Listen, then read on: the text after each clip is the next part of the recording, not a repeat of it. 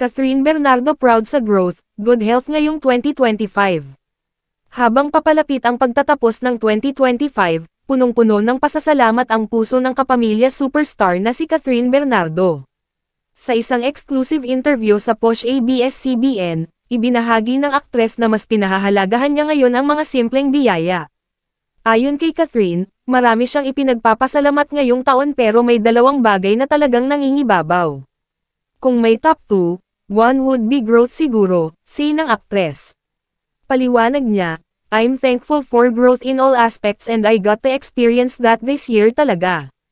Like, it is more of a personal growth because it is such a beautiful thing, and iba yung fulfillment siguro kapag nafe-feel mo iyon personally. Bukod sa personal growth, binigyang diin din ng dalaga ang kahalagahan ng mabuting kalusugan. And then, I'm thankful for good health as well. Now that I'm about to turn 30 soon, ngayon ko mas napapahalagahan having a healthy body.